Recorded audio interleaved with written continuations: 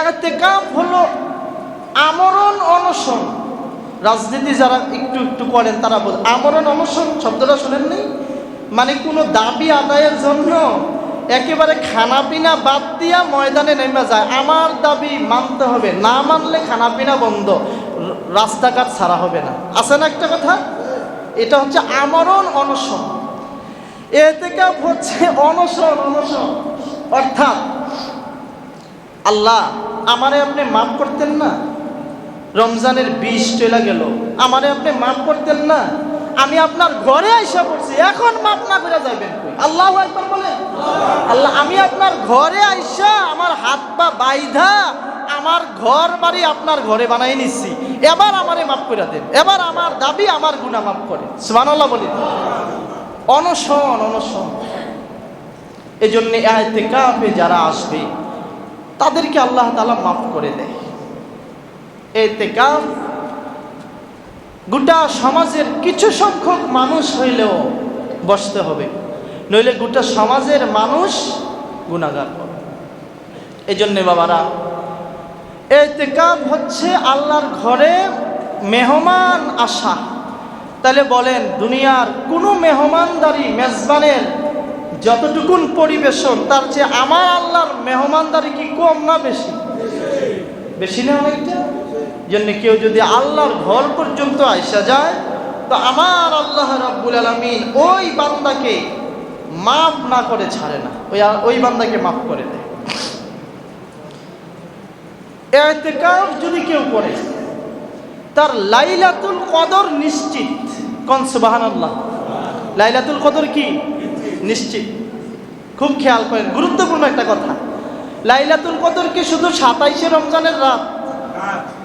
আমাদের সাথে এটাই চলে, খিচুড়ি বিরিয়ানি জিলাপি যাই হোক, আমার একটা বক দিয়ে এক রাত যা করবো আল্লাহ, হিন্দি আর সবের কদর গেছে গা 21 আসেনি, হুদা আইলো খাইলো গেল আর চিল্লা ফেললো। ঠিক নেই কথাটা?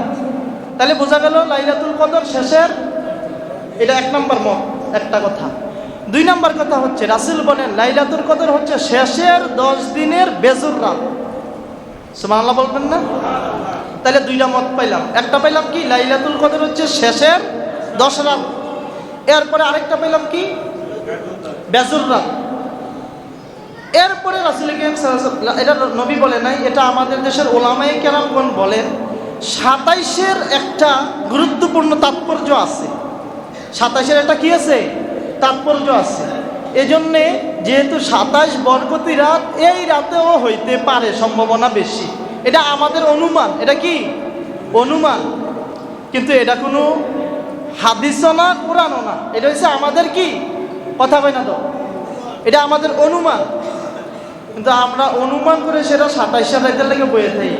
এমনও হইতে পারে 21 রাতে লাইলাতুল কদর গেছে গা, ঠিক কিনা বলেন? আমরা বাদ দিলাম শেষের 10, বাদ দিলাম বেজুর, এরপরে রাখছি কোনটা? শুধু 27। ঠিক না কথাটা? এরপরে আবাদতের লাগে না, বিভিন্ন আয়োজন টাইজনের লেগে। ঠিক না কথাটা? এটা হওয়া উচিত না। উচিত হচ্ছে অন্ততপক্ষে শেষের 10 দিনের বেজুর রাত্রিগুলোতে লাইলাতুল কদর তালাশ করা। ঠিক কিনা বলে? এটা উচিত।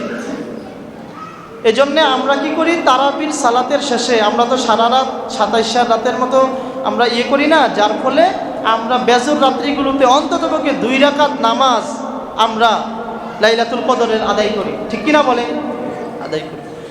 এজন্য বাবারা, ইতিকাফে যদি কেউ বসে তাহলে এই 21 রাত আর 22 রাত আর 23 রাত কিতে আমরা তো শেষের 10 রাতে ইবাদতের মধ্যে। ঠিক কিনা বলেন? তার মানে ওনার ইতিকাফের কারণে লাইলাতুল কদর ছোটার কোনো কি নাই, সুযোগ নাই। কারণ মসজিদে ঘুমায় থাকলেও ইবাদত। কারণ উনি আসছে কোন নিয়তে? ইতিকাফের নিয়তে। মসজিদে আইসা উনি ঘুমাইতেছে, আপনি মনে করছেন ঘুমাইতেছে? না, ইবাদত করতেছে। সুবহানাল্লাহ।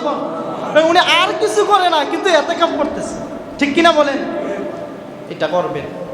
আর যারা একান্ত ব্যস্ত, আমি বইলা দিই, তারা 10 দিন পারবেন না, 7 দিন, 3 দিন, 5 দিন, 2 দিন, 1 দিন আদায় করবেন ইনশাল্লাহ। বলে একেবারেই পারতেছেন না, মসজিদে লাস্টের 10 দিনে ঢুকবেন নামাজের জন্য, ইতিকাফের নিয়ত করবেন, আল্লাহ আমি আল্লাহ এতেকাফের নিয়তে ঢুকলাম, যতক্ষণ থাকি এতক্ষণ এতেকাফ। সুবহানাল্লাহ।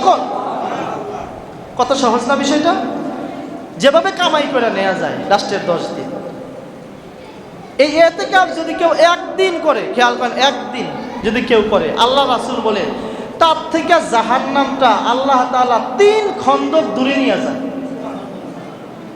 সাহাবায়ে কেরাম জিজ্ঞেস করলেন, ইয়া রাসূলুল্লাহ, খন্দক কি? আল্লাহ রাসূল বলেন, খন্দকের দূরত্ব হইছে আসমান থেকে জমিনের দূরত্ব যত, এক খন্দকের দূরত্ব তত। সুবহানাল্লাহ বলেন। তার মানে কেউ যদি একদিন এতেকাফ করে তাহলে জাহান্নাম তার থেকে 3 খন্দক মানে 3 আসমান জমিন পরিমাণ দূরত্বে চলে যায়। সুবহানাল্লাহ বলেন। এই জন্য এতেকাফ করা দরকার আছে নাকি নাই বলেন প্রিয় বাবা? এতেকাফ করবে।